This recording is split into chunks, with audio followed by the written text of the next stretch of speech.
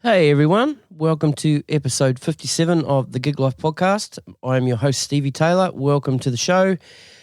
Man, always good to have you here. Now, if you are looking for other podcasts to listen to, because I listen to podcasts, I thought I would tell you a few of the podcasts that I like to listen to, and they're similar sort of fields to what we're doing here on the Gig Life podcast.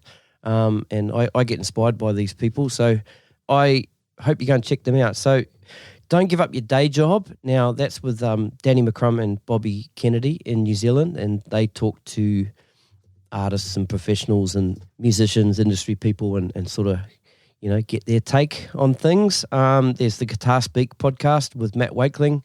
Matt speaks to guitarists and reviews gear and just does really cool guitar stuff. The Deconstructed Drummer podcast with Jeff Dukakis. He talks to drummers and really digs deep and analyzes them, and he's a very smart guy, Jeff. And another one is the New Zealand Drummer podcast with Andrew Rooney. He's doing that over in New Zealand, doing cool things. So yeah, links to those are in the show notes, so go check them out. Anyway, on with the show.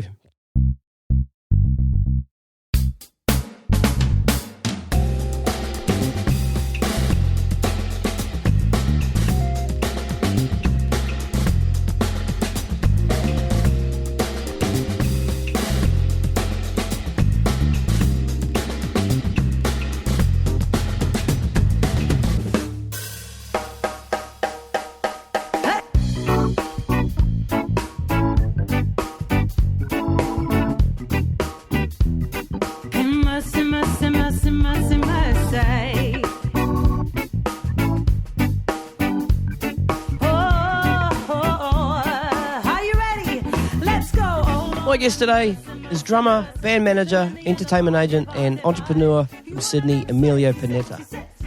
Growing up in a strict Italian family, for Emilio to be able to play drums, on tomato sauce day he would steal the empty foam tomato boxes, hide them down the back of the yard and use tree branches as sticks to practice. Now, after completing a carpentry trade that he never really wanted to do, music was always the dream. Having played with and managed a bunch of bands and artists including Buddy Holly Show, Roachford, Jess Melboy, Shannon Knoll, he now owns and runs his very own entertainment agency, EP Entertainment, as well as still playing drums in his band, Soul Nights. A husband, a father, with another one on the way, and on top of that, he's just bought a coffee shop. So how does he do it all? I don't know. Ladies and gentlemen, check it out. It's the very cool Emilio Panetta. Cheers. Watch them as I follow me. Have mercy. No one else can move me. All right, I think we're rolling. Welcome to the Gig Life podcast, Emilio Panetta. Thank you for having me, How Steve. are you, bro? Did I get the last name right? Perfect, mate. Nailed Perfect. Nice tang there, mate. Been practicing all afternoon. Yeah, man. We finally made this happen. I have to apologise for cancelling the last 2 weeks. It's you know, good. life. Things happen, Things mate. happen, man, but here we are, and it's cool to sit and hang with you, man. Absolutely. You got a lot going on at the moment, eh? Sure do. You just bought a coffee shop. Bought a little espresso place, yeah. in Drummoyne, Yep. which great coffee, good food, Yep. homemade food. The wifey cooks a bit, and then I've got a cook that cooks food, pastas, and makes all the sandwiches and stuff like that. So yeah, good vibe, good little place in Drummoyne. Yeah. So, yeah. So how did that come about? What was the mindset? What were you doing when you just decided, shit, I'm going to buy a coffee shop, I'm going to buy an espresso bar? I've always, loved music. I love businesses. I love being in business. Yep. And it was just something that I wanted to get my wife involved in, just to make her feel like, being a mother, sometimes it's good to actually step outside being a mum and, go and do a 9-to-5 job, even though she had it for a long time. Totally. I think it was just a good mindset for her. And I think it was something that was for herself and her own doing. And, let's put something together and, called a bar Emilio's. Nice. Yeah. How about your timing, though? Like, you got a 1-year-old and you got a newborn coming in a few months. Well, funny enough, we actually signed, the day we signed the contract was the day we found out she was pregnant. before or after? No, the actual day we signed. So she wasn't feeling well, so we went to the doctors after you signed? After we signed. Oh, no way. Yes. That's awesome. And then we found out she was pregnant, and you're not going to believe it's actually a boy, and it's the first boy in the family. So we're right, okay. quite stoked. Right. Yeah. Right, congratulations. Yeah, thank you. Yeah. Thank you. So Good stuff. yeah, 9 nieces, so it's Wow. the first boy, so we're going to keep the Panetta name alive, I suppose. Yeah, nice one. Good Yeah. stuff. All right, man. So let's roll back to the early days where it all started for you. Italian. Yep. Were you Sydney born Italian? Yeah, Sydney born, yep. Yep. Your mother and father from Italy? Yeah, from Italy. And then moved here? Moved here to Sydney. They were from Calabria. And basically farmers, working in the farm, growing flowers, vegetables and stuff like that. So, yeah. Come to Sydney and, they worked quite hard to grow flowers and obviously made it a full-time job and, brought 5 kids up and, yeah, the rest is history, I suppose. We've all grown up and pursued our own careers. Right, that's awesome. So what made them come here in the first place? I think Dad wanted to, have a better life for, Mum as well. And I think, having my older brother John and my sister Marie, I think that just, the education in Australia was a lot better. And obviously they just wanted to come to Australia and set a new life for them and new journey, I should say. And it's been fantastic ever since, So, I don't know what the real reason why they came, but I know that Dad, said, look, it was all about the education and coming to Australia, So, yeah. That's cool. Now, music in the family? No. Not at all? Not at all, actually. They were quite against it, actually. Yeah, they didn't really. Music is sort of like a bit of a hobby. So I think they're just hardworking family that worked. Instead of 9 to 5, they would do 12, 13, 14 hours a day. So yeah, workaholics, I should say. Yeah. So how did that music bug start for you? Did you see somebody playing, or did you hear something? Was it the visual, seeing a band? Seeing a drummer? Yeah, it was a little bit of both. Being in the Italian community, there was a lot of weddings, and you'd have your 700-800 people turn up to these old wedding receptions like Festival House, Conquador, and if you ever wanted to know where I was on the night, I'd be sitting behind a drummer, and I don't know what it was, but I was intrigued by it. I'd sit behind these drummers and just watch it, and even if they were playing Italian music or even if they were playing anything, I was just mesmerised by them, and I think it started from that, I just watched these players play, didn't even know what they were doing. I was just watching, and it's, I kind of thought, wow, this is cool. And I think it just all started from that, Do you know do you remember who some of those drummers were that you were watching? Any of those people we might know? No. To be quite honest, no, I don't. I actually don't even remember their names, but, I would have been about 6 or 7 years old. Yep. So, yeah, no, I don't. Yep. Yeah, not at all. Yeah. They were probably, obviously session musicians back in the day, but, I'm not too sure of their names, unfortunately. Now, tell me about Tomato Sauce Day.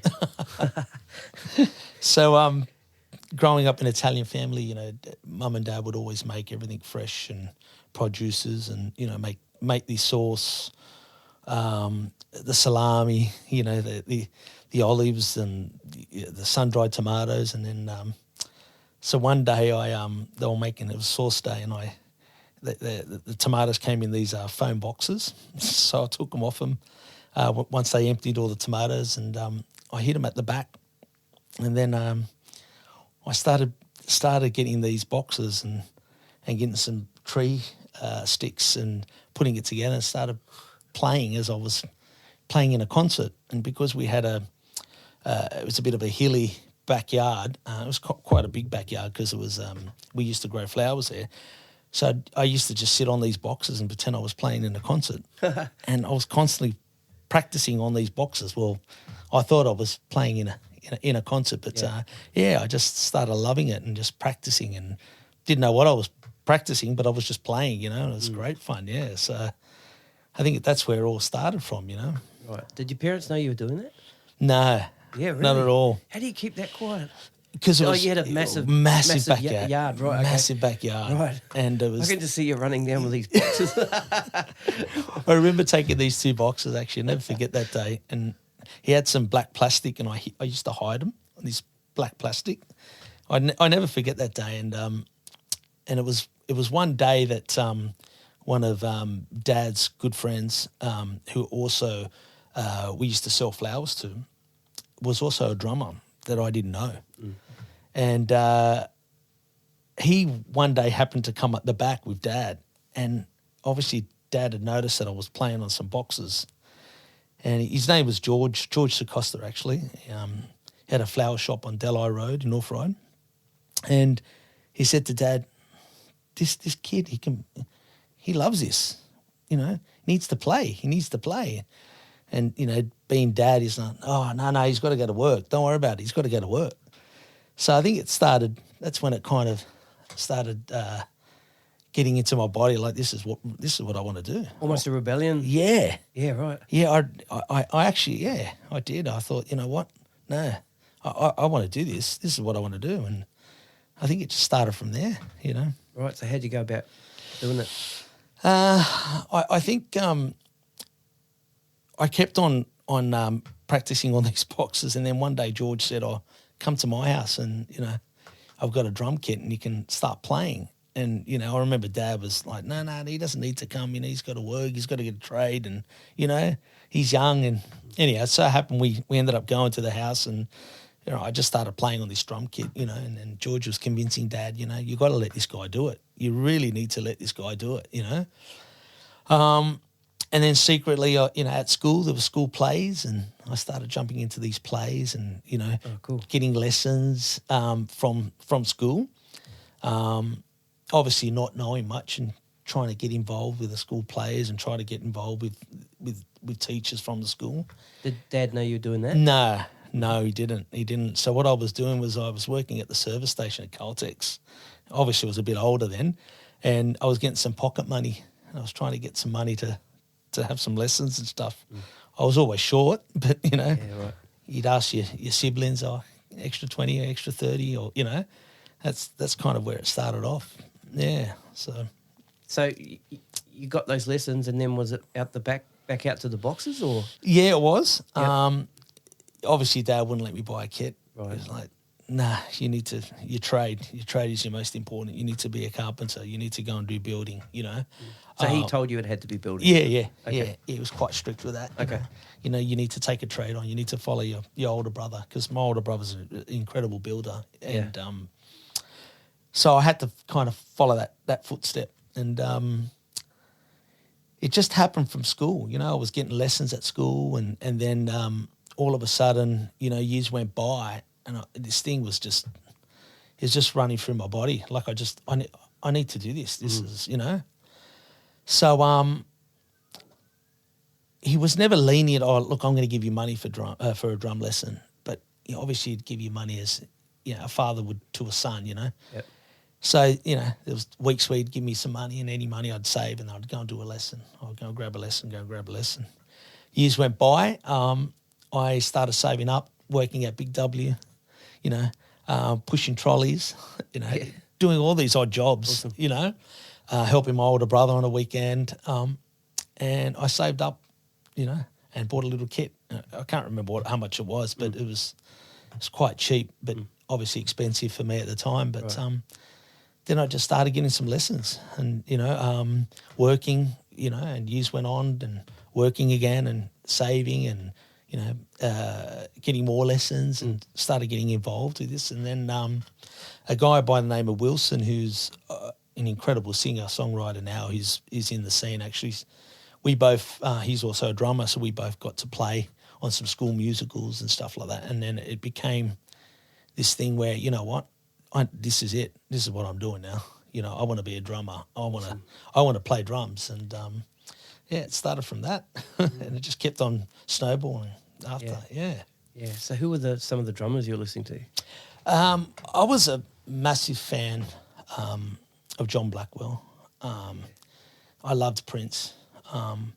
But I also grew up because my parents, not my parents, but my brothers and sisters always had so many collections of vinyls, from Deep Purple, Led Zeppelin, Guns N' Roses, AC/DC. So I was always listening to all the drummers.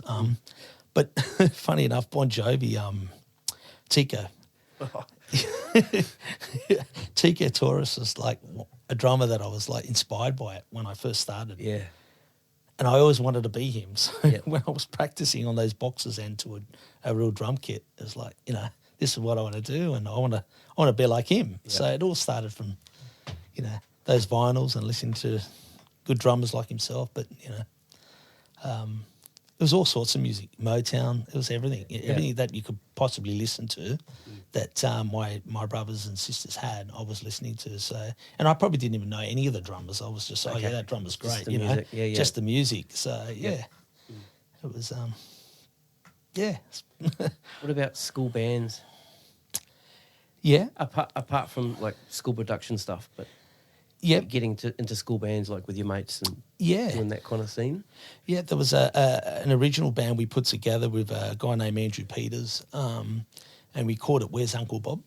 And it was a folky style rock band that was kind of something that we, started putting together and started playing on the weekends and in between school breaks, lunchtime. So all the kids would be playing on the paddock for lunch and, hear us four blokes just, practicing inside this schoolroom. So, there was an element there of time where we just were playing some original stuff, and that's how we started being in bands. And it just I think that's how it all started too. So now, when did I'll get into this early. When did the business side of things start to switch on for you? Because was it around that time were you starting to see? Explain to me. It's a little later on. It's a bit tricky. Was it a bit later on? When I started knowing you can make some money out of this as a full-time job, and you can get paid, and you can go to work, and you can do what you love. I think things started changing, and it's like I started getting paid for some cover gigs by this guy Wilson, who is a dear friend of mine, and we started doing cover gigs, and you get paid, and I'm thinking, okay, this can be a job, and it just started happening where a gig was coming, that gig was coming, this gig was coming, and it was just it was just rolling. And then I thought, okay, cool, I think I need to set some sort of a business here, because this is something that I can do, and I actually love doing it. And it actually started from that, after the first couple of cover gigs, because before that, I was in this original scene, with that band Where's Uncle Bob. Yeah. And we started playing at these venues like Iron Duke Hotel, the Annandale Hotel, and you were playing to no one, so you ain't getting paid. And obviously, at the time, Dad was thinking, okay, this guy wants to play drums, but he's not even getting money for it. What's happening? So. Yeah, I think that's pretty much where it was going. Yeah. Did you start working a normal sort of 9 to 5 job once you got out of school, or were you starting to? Was this cover band happening while you're still at high school, perhaps, or late high school? Yeah, it was late high school, but then when I had left high school, I ended up taking my trade. Oh, you did? Okay. I ended up doing a trade, a carpentry trade, and working for my brother. Yep. Absolutely hated every single day. Oh, really? I hated it. Yep. I didn't hate the fact that, I was working for my brother. I just hated that I didn't want to be in the building game. I was kind of forced to do it, Okay. So every night I would be practicing, and on the weekends if I wasn't playing, I'd be practicing. So that's, I think, where it kind of started, So, yeah. Because that's a long time. 4 years would have been a 4-year trade, yeah? Yeah. It's a long time to be in something that you don't want to be in. Yeah, definitely. That's really tough. It was. Now, was your father starting to get a little bit sort of lenient with, letting you play drums more? And when was he starting to see that you were starting to make some money from the cover thing, As soon as the cousins called him and said, "Oh, did you see your son this morning on TV?" Oh, right, okay. Yeah, it was kind of years went by, Right. So I was in the circuit for a bit and playing, with guys with Winnear and Hunga from Sweet As, who, dear friends of mine who, I have to thank for everything they've done for me, how they got me in this industry and what they've done to me and what they do to other people is just amazing. They help everyone and it's fantastic. But I think once I started playing with Sweet As and I was one of their permanent drummers, I think Dad he was more lenient. He was like, okay, he's making some money. Then I ended up doing some stuff with the Buddy Holly musical, which was great. And we're touring that around and we did some couple of TV appearances. And I think Dad went, okay, he's obviously loving this, He's obviously loving what he wants to do and he wants to pursue this. But, he actually sat me down. He said, all right, you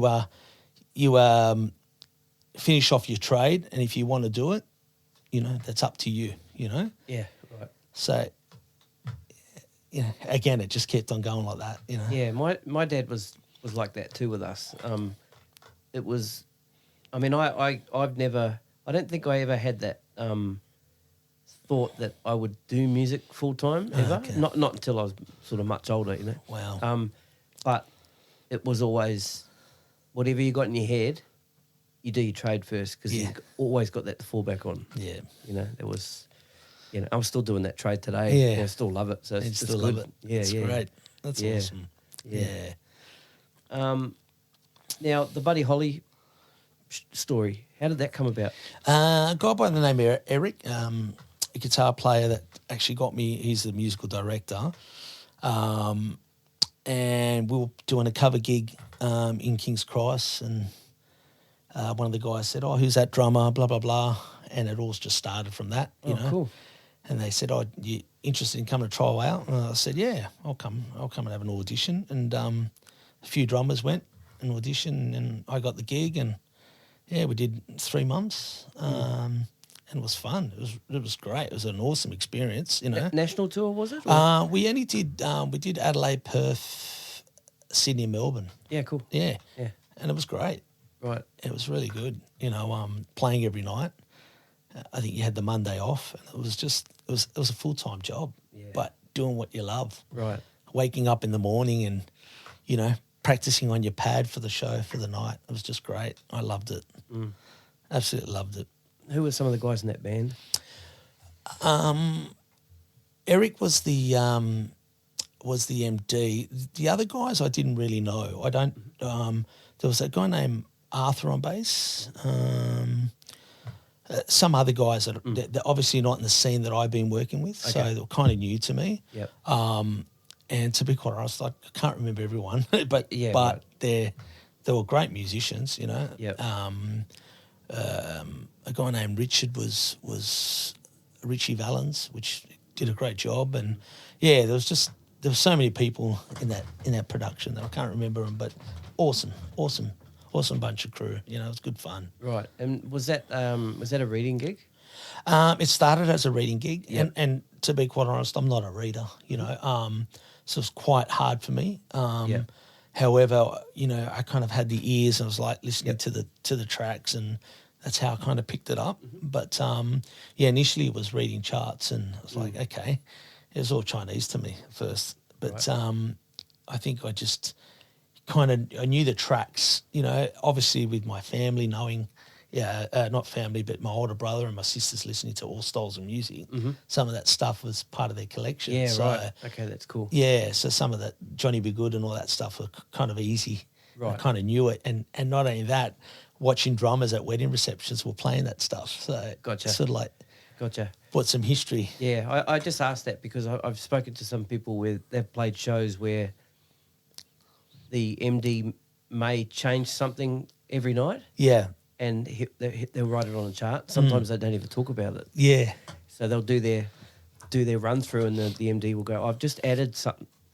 on page such and such. So you have to go and find that change and read it, Yeah. That'd be tough. It was tough. I think there was a couple of moments when they did do that, but they were kind of self-explanatory. They were kind of like, hit the 2 here on this, on that song. And I just, to be quite honest, I remember Daryl Beaton teaching me that,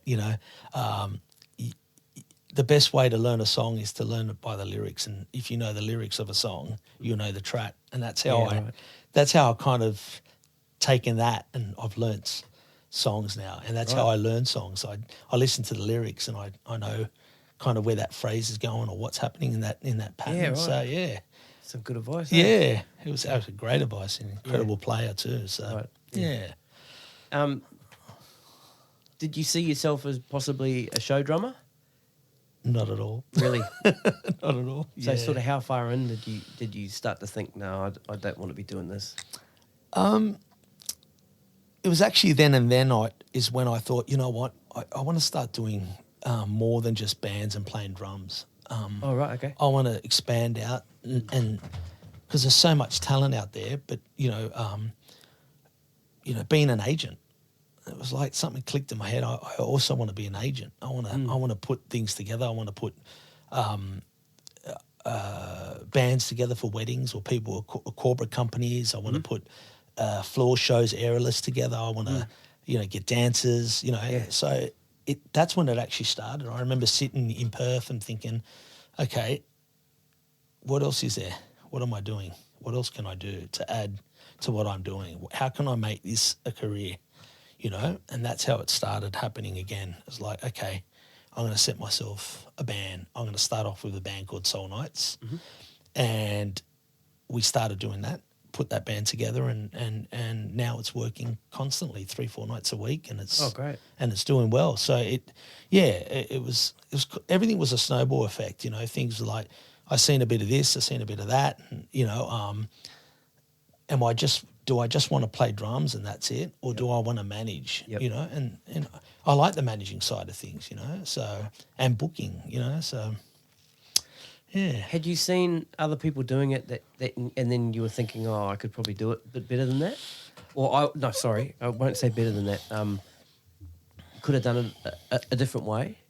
As an agent or as or did you just sort of have this idea that I want to try and do all that stuff and then just give it a crack? I think what it was I've always had to prove something to Dad that music is not just a hobby. Okay.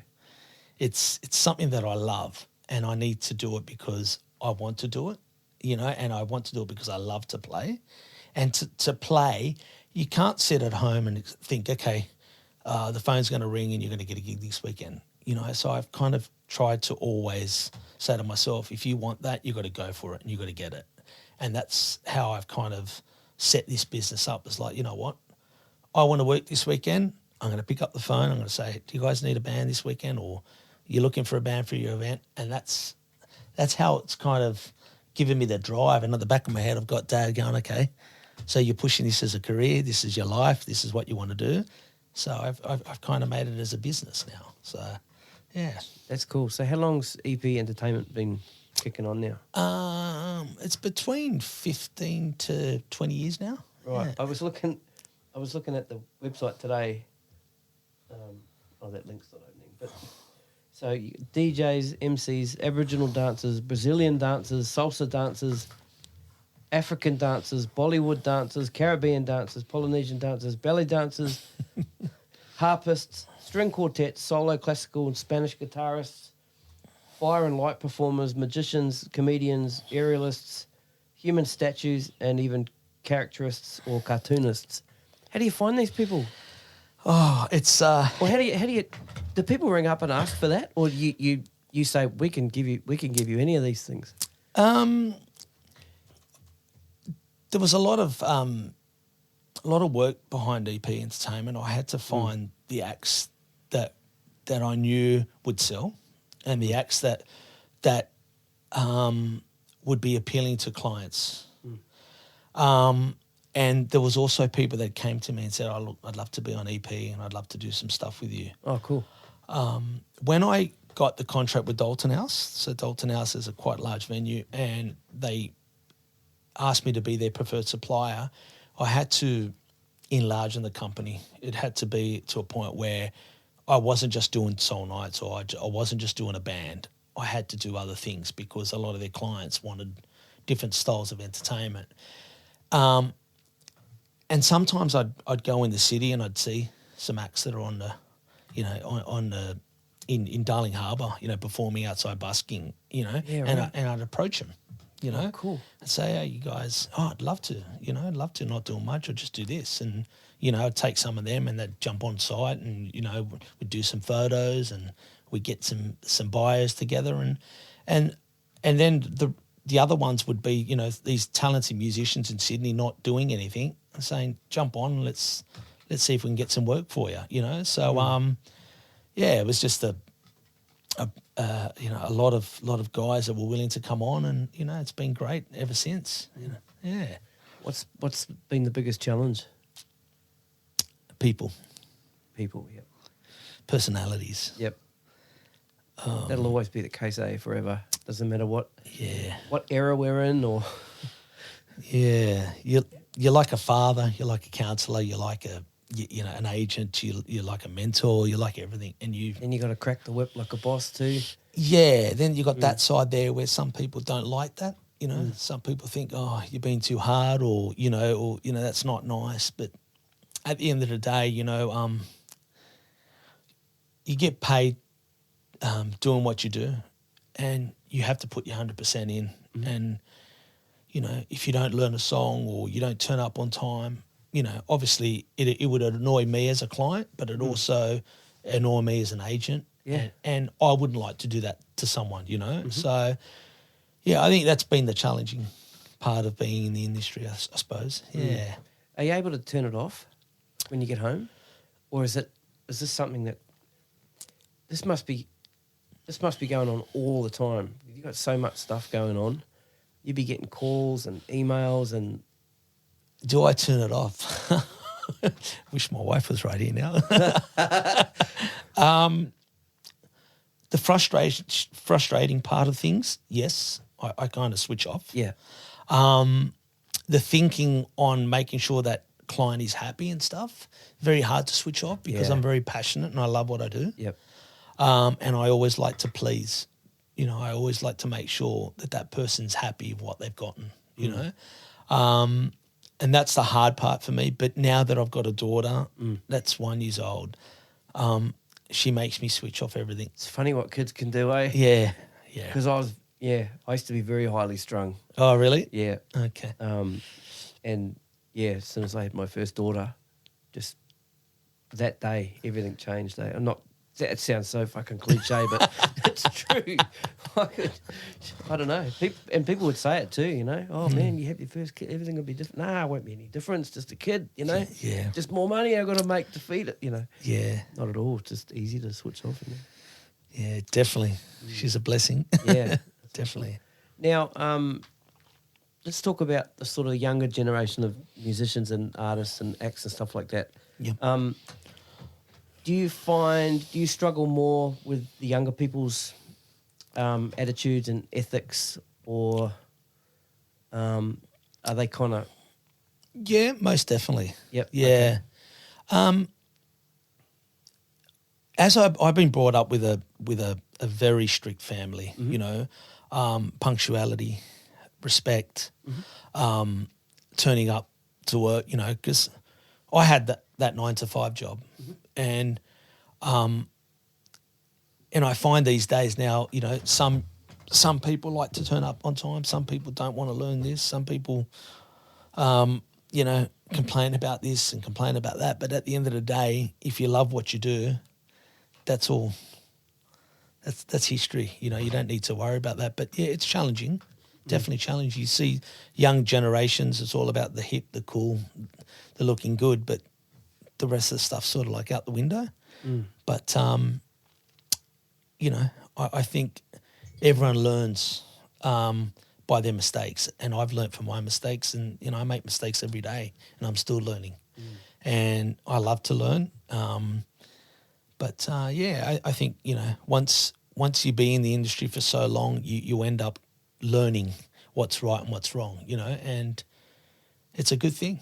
Yeah. It's definitely a good thing, Yeah. Yeah. But there's so many talented young kids out there, and they're all so good. Like the scene in Sydney is just amazing. I mean, look at that thing that they did for Natasha. I mean, that was mesmerising. That stuff on The Voice, and you had all the singers singing for her, and that was just great.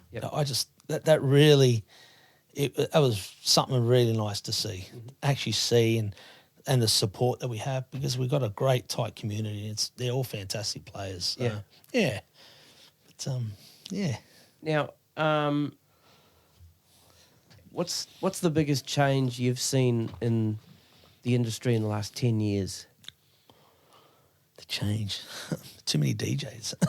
Right, okay. Yeah, okay, cool. I think the venue scenes, the venue itself, they're starting to get the bands back again now. Oh, that's cool.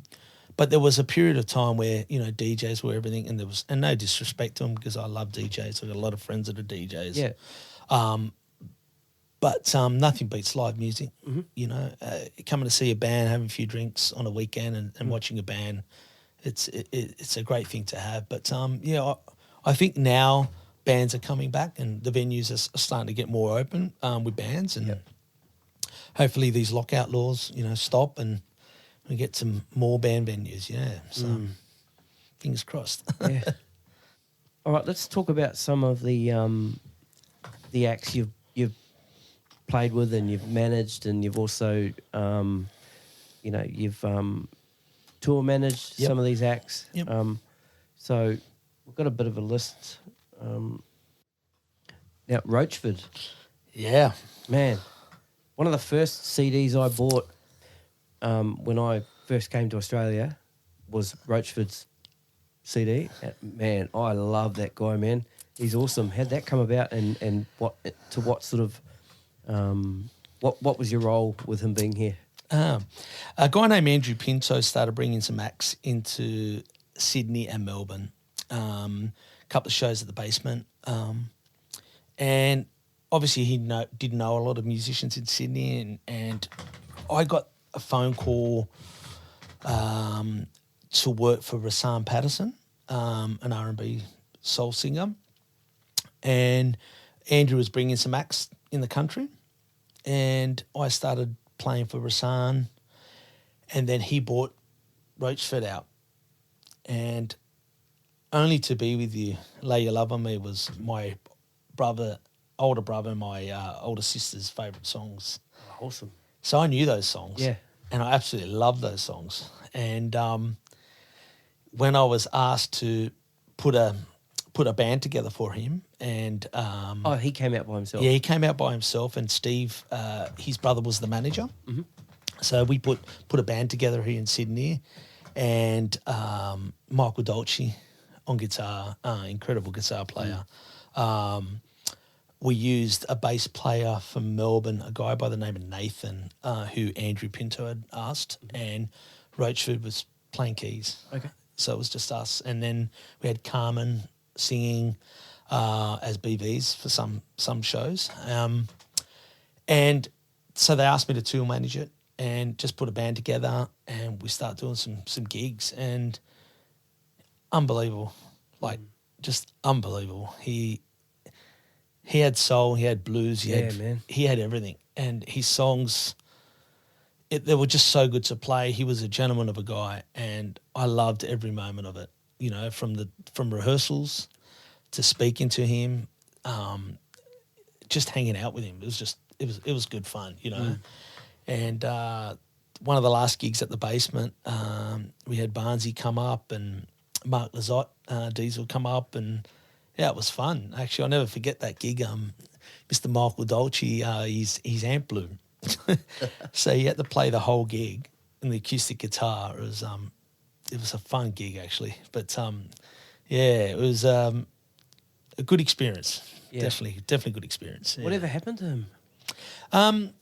He lives obviously in the UK, and I think he was just doing some shows. He released an album when he came to Sydney. I should know the name, but I've forgotten. Bad memory. But I'm not too sure what actually happened, how well it went, but the support that he had in Sydney was great. Like all those shows were packed, so he still had that cult following. But we haven't spoken to him since. You know, I haven't. Okay. You know, I don't know what he's doing now, but I know that they were trying to push this new album. But yeah, it's been a long time now that I've been in contact with the guys. So, but yeah, it was just a great gig. Yeah. Was that around the time that album came out, or was no, the first album? No. Okay. This is long time after. Yeah. Okay, right. Okay. Yeah, so probably about 9-10 years ago. Okay. Yeah. Yeah. So he obviously released those albums a lot longer. Yeah. So yeah, it was a long time ago. Now, what about Jess Melboy? Beautiful girl, absolutely beautiful girl. Great person to work for. I ended up being her musical director at the time, and I also was her tour manager, and was with her for about 5 years. Awesome person, just a beautiful soul. Sings her ass off, like she can sing. Yeah, and she's just a great human being. And we had so much fun, and the band was fun. And things went on, and they decided to get a new band, which is all good. And they got a great band now, and Daryl's MDing it, and she's doing really well. You know, I haven't spoken to her for a long time, but fantastic singer, great to work with. You know, the gigs were fun. She's very creative, and it was a good vibe. Shannon Knoll? Good old Shannon. I have to say his songs were just unreal. Great to play. Great, nice, solid rock songs. Great guy to work with. To be quite honest, every single person that I've worked with in that department were just easygoing, and Shannon was just, he was just a blokey, he was just one of us, we got to go to America with him. Cool. Went to the Viper, played in Viper Lounge with him. We did a show at the Gibson launch, which was great. And we did a lot of shows across Sydney, Melbourne, Brisbane, and toured around the whole Australia. And it was fun. It was really good. His songs, were easy to play, but yet, very catchy. And, great experience. Really good fun. How long after Idol was that? It would have been about, I think, 2.5, 3 years after. Okay. Yeah. Yep. So I was with him for about a year. Yeah, it was good fun, and ended up getting a good endorsement with the Yamaha and Sabian. It was great. Oh, great. Yeah, that's always good, that stuff, eh? It was good bonus. So, it was good, just great songs, Yeah. And it doesn't matter what I'm doing now to what I did before. Playing with anyone, it doesn't matter if it's just a local guy on the street or a local cover band. It's everyone's got their niche, and everyone's good at what they do, and it's fun just playing. Getting up on stage and playing, and those times they were fun. They were a great experience. Obviously now having a family, I'm not touring as much, and I'm running my business and businesses, I should say, and being a dad. But I would never say that I would never do it again, but it was a great experience. Yeah. That's cool. Who were some of the musicians that inspire you today? Musicians. As a drummer or just musicians in general? Either. Prince. Love Prince. Love Prince. Love all his songs. I was shattered when he died. I've always been a Prince fan. All his songs. Obviously Bon Jovi. I love Bon Jovi. Yeah. Even the new stuff? I wouldn't say it's the new stuff, but just I loved his sound. This house is not for sale. Oh, mate, what is that? Yeah. Come on. I don't think much of that song. Slippery When Wet. I mean, that was killer. That was killer. Yeah, I was at intermediate school when that came out. I'll never forget it. But yeah, when that new album came out, or that new song. Have a Nice Day. That album too? Probably not so much. Yeah. To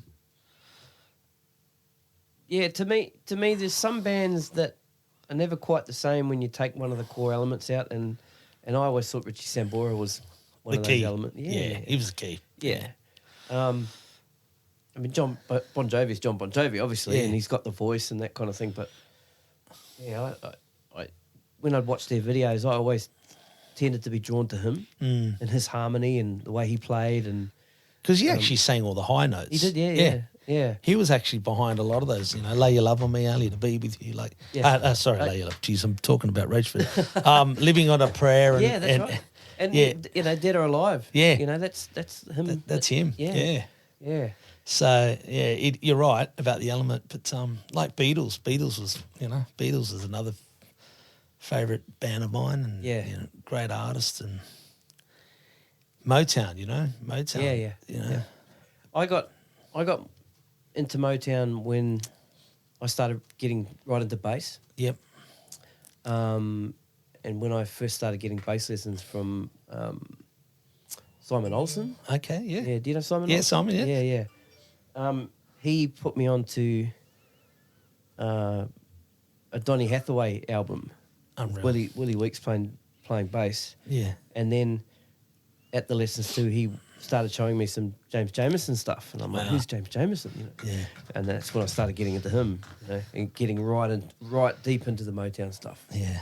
That's I had always heard it; it's always been on the radio, but yeah. to get deep into that level, having it be the bass, which Jamerson was key, man. Yeah, it really absolutely, was. absolutely. Hey. Donny was, Al Green was another favourite, artist of mine. There's so many that I think now these days you just listen to everything. It's very hard to pinpoint, who was your favourite artist. But I know Prince was always my standout. It was always in front of me. Okay. It was always, every single song that Prince ever played, even if it wasn't popular, I'd still like listening to it. So right. But I think the more I listen to different musicians and the more I listen to different music, I kind of stop saying, this is my favourite now, or this is who I just listen to. You just listen to anything, and playing drums for different, with bands and playing with different other bands, you kind of had to listen to everything. Yeah. So, yeah. Was there a favourite Prince era? Purple Rain, obviously. Okay. Yep. Yeah. Purple Rain was great. The movie was great too, actually. I watched it the other day. Yeah, that's cool. Yeah. That era. I think that era, songs when Cream and all that come out, Doves Cry. Yep. Yeah, it was, yeah. I think. What's the name of the drummer before Blackwell? The big guy. He played Cream and Diamonds and Pearls. Yeah, geez, I've gone blank. Michael Bland. Oh, that's his name. Okay. Yeah. So Beast. Yeah. But he was solid. He had a pocket. But I still, unfortunately Johnny Czar died. But I loved his showmanship. I loved what he brought to the table. But quite sad what happened. But yeah. Any other drummers these days that catch you? What about any of the modern stuff? I like Questlove and stuff. Okay, yeah. Yeah, Questlove. But I like Sydney drummers as well. Like, cool. I love watching Sydney drummers as well when I've got the night off, or I can go and watch them. But guys like Buddy, he's amazing. Caesar, like, great. Tyrone. Some of these guys are just incredible, man. Like, who's Tyrone? A Tongan drummer. He's Tongan. Yep. Drummer that plays in the scene. He's just beautiful feel. Yeah, great right. person. Yep. Beautiful feel. Just I like watching that. That inspires me now too. You don't have to have that popular name, or I've been playing with all these artists, but you see these guys are just killer players. They live in Sydney and they just play, and they can play. So I think now it's just you like to watch and listen and watch anyone that's around now. But yes, Warren Trout's another great drummer. Yeah, isn't he? Really good at Gordy's. Yeah, I used to watch Gordy a lot. Yep. So yeah, there's a lot of artists that I've used to watch a lot. Yeah, but Questlove was another favourite drummer of mine, definitely. Yeah. Were you listening to him through the Roots stuff? Roots. Yeah, Yeah. that's cool. Yeah. Because being a fan of production, Yeah. that's something with the Roots music I love. Yeah. It's just their production, the sounds that they get, and especially drums, drum sounds, kick drum sounds, Yeah. cymbal sounds. Just Fantastic, it was yeah. just straight beats that Yeah. just Yeah. had some oomph behind it. With like you said, the sound was just great. But who else? Yeah, I mean, obviously like who else was another good drummer that I used to. Virgil, actually. Yeah. I used to love Virgil. Yeah, Not so much now, but I used to love watching him. yeah. I heard Southern Sons are coming out, Oh, wow. and Virgil's coming back to play with them. Oh, wow. Yeah, That's great. yeah. So I Yeah. wonder which Virgil will come. Choppy version or straight? Yeah, I ver- don't know. Yeah, Yeah, he's no. yeah, I haven't followed him much these days, but Yep. but even I remember listening to Vinnie Colaiuta back in the day. Like there were so many drummers. Yeah, yeah, Darren Ferruggio. yeah. I think it was just a list there. Yeah. Chad Wackerman too. You'd go through all those drummers and you'd listen to them, and then you kind of stop and it's just the flavour of the month, I suppose. So yeah. Any young up and coming guys that have kind of caught your eye? Not necessarily drummers, but just in Sydney. In Sydney. As a band, as an original band, or No, just players. players? Yeah. Like I said, those guys that Yeah. I was mentioning, guys like Buddy and Yeah. Tyrone and Caesar and who else is it? Jose. Do you know Jose? No. Yeah. Jose is an incredible Latin drummer, but also great player with all styles. Percussionist as well. His father was an incredible percussion player we used to play with many years ago. But Jose is another favourite drummer of mine. Really good. Inspirational to watch, actually. Right. Okay. Yeah. Yep. Chops to burn, and just great ability to read, to play the music, and he's another favourite drummer of mine, definitely. Definitely. But yeah, a lot of those guys, it's good to watch, good to see them out there and good to see that they're playing, Buddy's got an incredible pocket, and sings like Yeah. there's no tomorrow. That's a gift. Yep. And then you got guys like Jose that can play percussion like there's no tomorrow, and then play drums like there's no tomorrow. So the versatility is amazing. Yeah. Do you get inspired or go, Oh, shit, yeah. man? I you know what? Do you still practice? I do now. I went awesome. back. I had some issues with my wrists where I was getting a lot of pins and needles. So for the last 6-7 months, I've kind of had a big effect on my playing. Where it was coming to a point of thinking, okay, what am I doing here? Do I have to stop? But I got some carpal tunnel issue, but Okay. and some pins and needles that need to be resolved. But they're getting better. Like on the weekend I played and it was 10 times better for some reason. I don't know what's happened, but maybe the rest helped. But I do get inspired. The music scene in Sydney inspire me in general. Yep. Because it's just good to see, really good to see. So the pins and needles, do you think that's coming from the carpal tunnel or that be a little bit further up your arm? Because I know a few years back, I tore something in my shoulder and I didn't realise I'd torn something in my shoulder. But it went into my shoulder and went around the back of my arm and pinched some nerves that went all the way down into my fingers. And I thought I had some carpal tunnel problems, and I was always stretching my wrist and fingers and stuff, and it never helped. Went Never to my helped? physio, and he goes, "Yeah, it's your shoulder." Oh, wow. And, Yeah. and when I got a scan, and he had a little tear in my Wow. shoulder. I've had a problem with my shoulder, but definitely it is carpal tunnel for Yeah, me. right.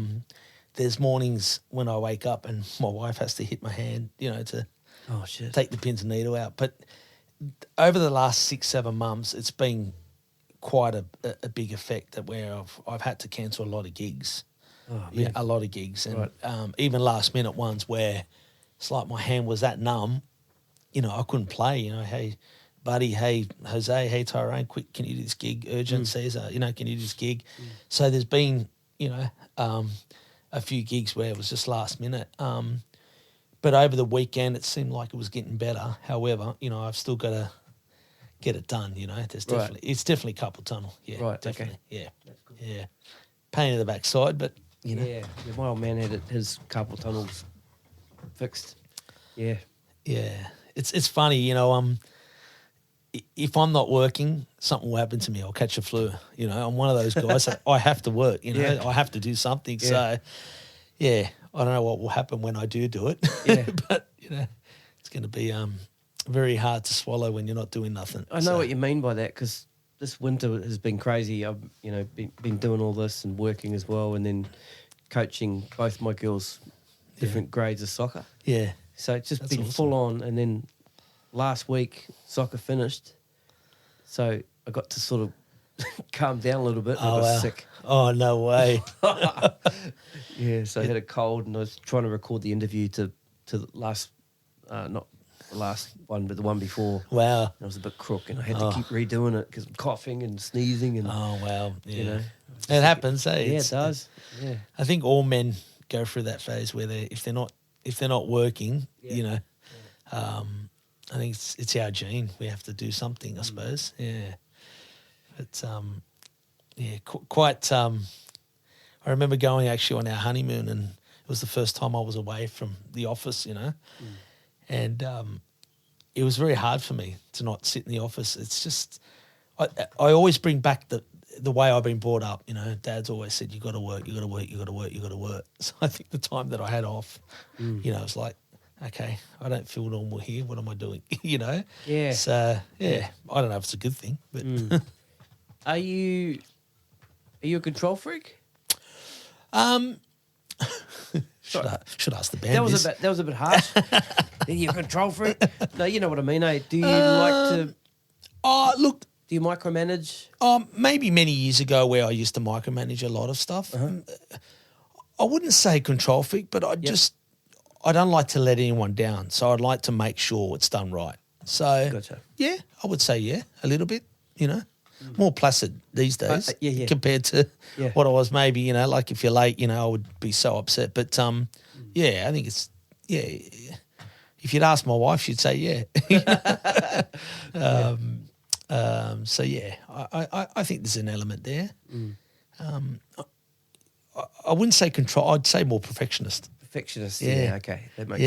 That's better. Yeah. Yeah. Because it's definitely two sides. Yeah. Either control freak or perfectionist. Yeah. Perfectionist, I think, can sit back afar, but Yeah. control freak needs to be into everything. Eh? My wife reckons I've got OCD. Everything has to be perfect and clean and Right. Okay. Yeah. What do you think? Yeah, I do. I drive her mad, man. But definitely. Yeah. That's cool. Yeah. How's the coffee shop going? It's fun. It's good. Okay. It's quite tiring, obviously. So what sort of hours? Well, at the moment, I'm getting there between 4:30 in the morning. Okay. And I try and get there at least 3-4 days a week, at least 3 days. And then I run my entertainment company, and that's full on. So, if I'm at the shop during the day and I finish, say, at 3-4 o'clock or 2 o'clock, then I'm straight in the office till 11-12 at night. Oh, shit. Yeah, so I'm doing that every night. So I meet, up to 5 to 7 brides a week, and I'm always on the phone with clients, and I'm doing emailing, worksheets and quoting and, While we're here, Emilio gave me a checklist, and I'm emailing clients while we're talking. No, I'm just kidding. Actually, I should check my phone now. I've heard your phone go a couple of times. Yeah. And mine's gone a couple of times too. How professional of us. Yeah, I know. We should have turned it off, eh? Yeah, it's all good. But yeah, it's quite hectic, and it's I feel bad for my wife. She's looking after Bubba, and we've got a new one coming. So yeah, look, I try to spend some time with them, but it's just really hard. It's just full on. There's so much going on. Sometimes people say, why don't you employ someone? But, a lot of the clients like to come and see me, Right. I've had staff, and it wasn't worth it. They rather come and sit down with you and you're the owner, let me hear it from you. You know, I think some industries it kind of needs to be like that, doesn't it? Yeah, which is not a good thing because you don't really have time off. But I promise my wife will go away one day. One day. I don't know when. Did you cap it at that? I just said one day. I think I'm a workaholic. Yeah. No, that's cool. Yeah. Now, what does a day at the shop actually involve? So you've got to get there at 4 a.m. So I get there between 4:30 in the morning. Yep. We set the shop up. We start making all the sandwiches. Okay. We prep any food like pastas that are going to be made. So you're doing that as well? You're Yeah. doing okay. Yeah, yep. So there's myself and Kathy, who's there a few days a week, but preparing meatballs, preparing schnitzel. Okay. Pastas if it's gnocchi. It's actually a hole in the wall. You should come down. It's as big as this room, I suppose. It's quite small. Okay. You can't actually sit inside. There's a couple of tables outside, and it's just a small espresso bar. But what we've created is like a laneway, Melbourne-ish style cafe. Oh, awesome. And it's cool, you know. We do great coffee, and I'm behind the machine. And if I'm not behind the machine, I'm making sandwiches and. We basically make them every morning, and we just, come 6:30, 7 o'clock, they're ready to grab their coffees, their caps and flat whites and their mixed soy and almond and all that. But no, it's good. It's a good vibe. Is there much you change during the week, or is it kind of set menu type thing? I'm just trying to work out how it sort of all comes together with because the entertainment thing's completely different. Animal, isn't it? How does it come to... I tell you what, I'm a people's person. I love interacting. I love meeting people. I love talking. Yep. I love to hang out with people. It's good fun. But I've always loved coffee, and I've always loved an espresso bar. It was always a dream as well. Oh, awesome. Yeah.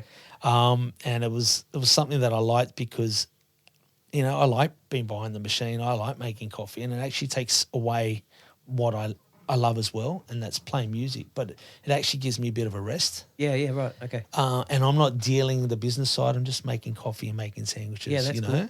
Yep. And my wife looks after the business side of this, which is great. Right. So, it kind of relaxed me, to be quite honest. That's cool, yeah. Yeah. Yeah, it sure does. Even though I'm tired, it sure does. And... yeah, maybe employ someone at your shop, man. Give yourself a bit of a break. Yeah, we've got a couple of girls now that have started. There's another one starting in a couple of weeks, and I'm going to have, I won't be more involved than what I am now. Obviously I can take a couple of days off. I'm already taking a couple of days, but I can pull back even more and just concentrate on the EP stuff, yeah. That's cool. Yeah. With the EP stuff, is there a peak time of year for you?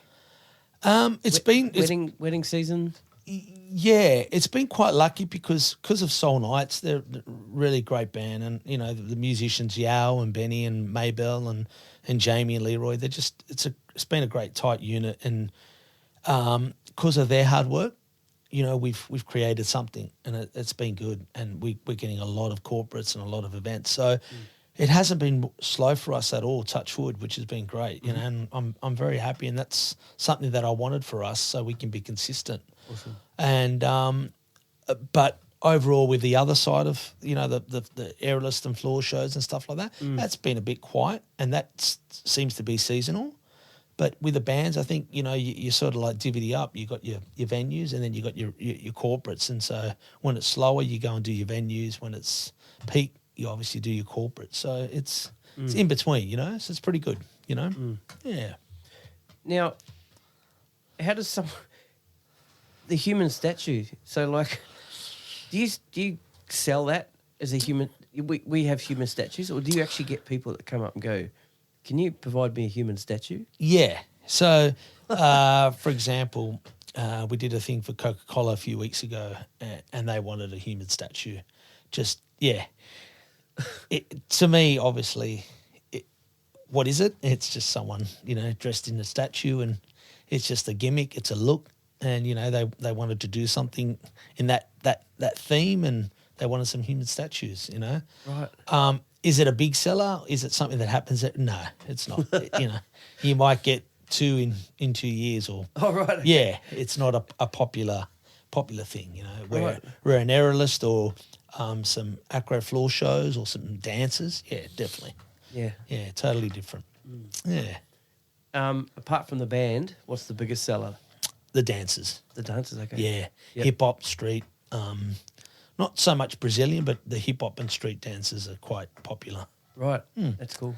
Yeah. Through all age groups? There's a group called the Incognitos that a good friend of mine, Richard's, put together, and they're basically waiters, and they go around on the table. So, for example, you're getting married, they go around the table and they're pouring water on everyone's table as a normal waiter would, and then all of a sudden they drop some cutlery, and they're hidden as waiters, and they break into these routines, the hip hop and street, and all wicked. choreographed. And that's one of my biggest sellers, to be quite honest. Right. Yeah, it's actually a good little show.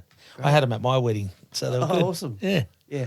so they're popular, and what else is there? The burlesque dancers quite popular. The burlesque in the champagne flute, it's quite popular. Yep.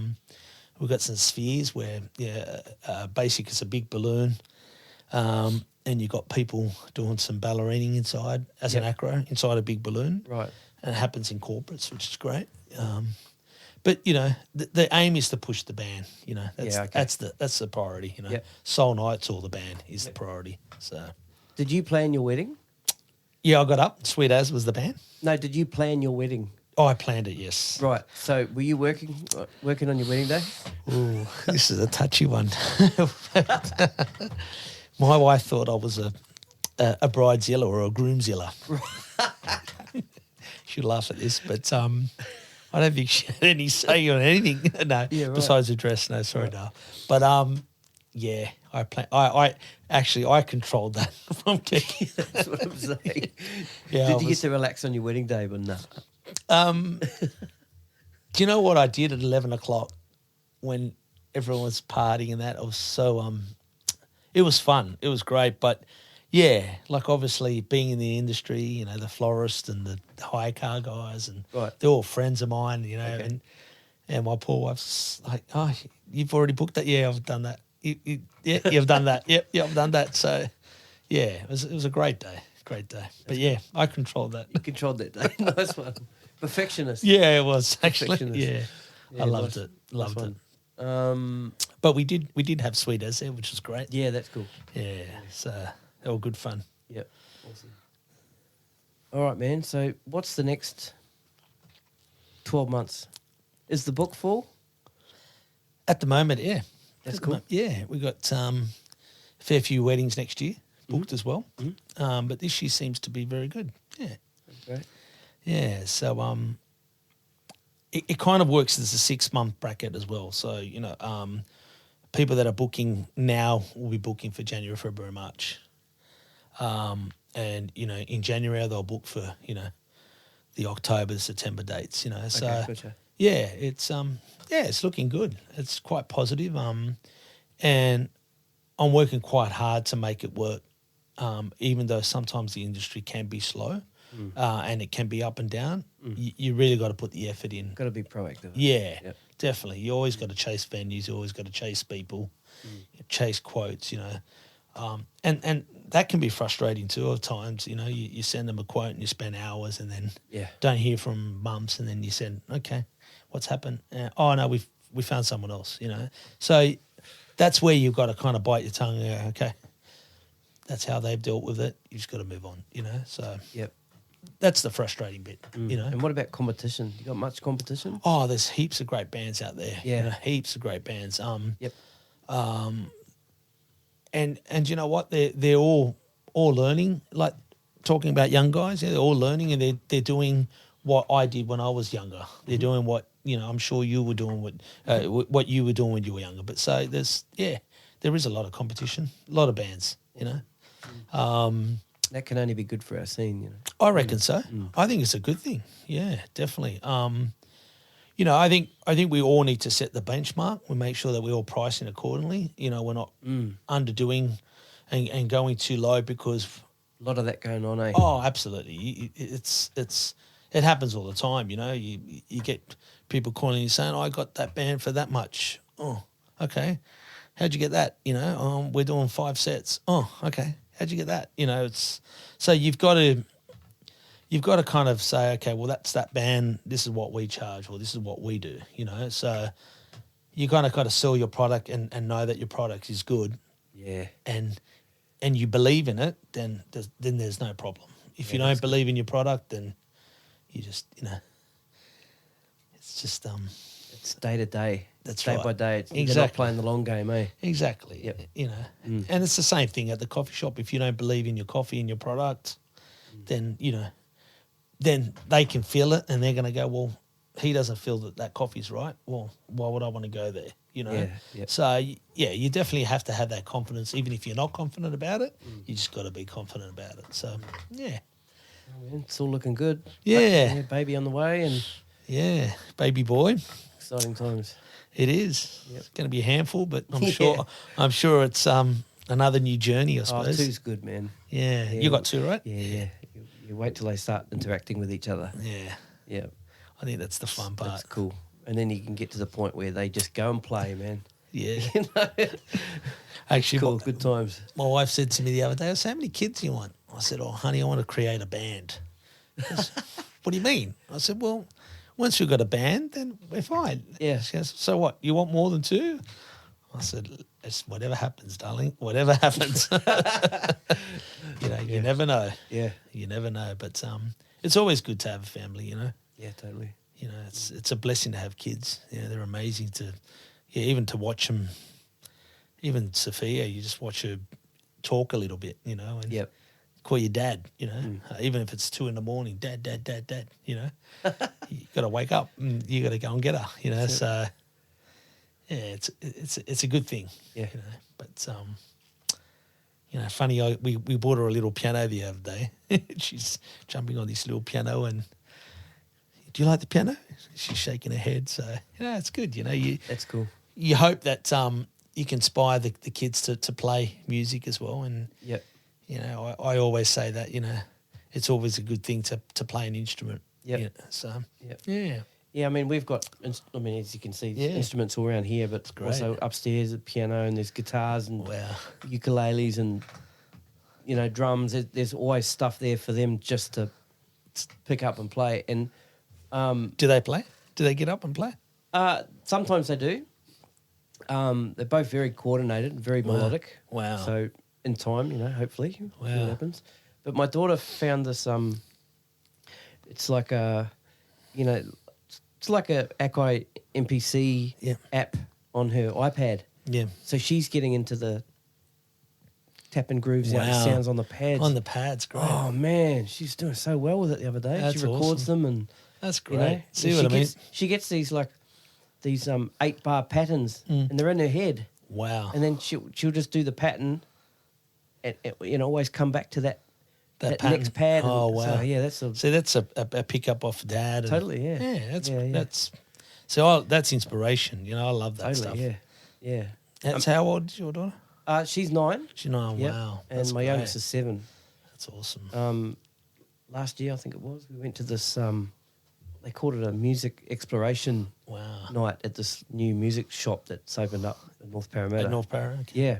Yeah. And they got to sit down and play on the drums, play on the piano, and I think they've got Bit of gene there. Yeah, I think so. But we're not pushing it. you know. Yeah. We say to them, do you want to learn piano this term or nah? Yeah. Nah. It's good because even Dad, he tells my wife all the time, so is he still playing drums? And my wife's, yeah. So is he doing okay? Like it's, you know, I think he's, Yeah. you know, going to scar my wife now. but you know, it's good to have kids playing music. Totally. You know, I wish, you know, Dad was very supportive when I was younger because I think, you know, any kid that's out there, doesn't matter what you're doing, you know, do what you love and go and do it. That's how I see it, you know. So, yeah. That's great. Interesting. It is. Emilio Panetta, thanks so much, man, for being on the Gig Life podcast. Thank you for hanging out with me today and And yeah, it was really cool, man. Oh, thank you, Steve. It's a pleasure and an honour. You know, I really love this stuff, and it's it's great what you're doing. Thank you, It man. really is. Yeah, good on you. And I'll be down for a coffee. Yeah, anytime you want. Always open for you, mate. Sweet as, bro. Thanks, man. Thank you, man. All right, Thank later. you. Yeah.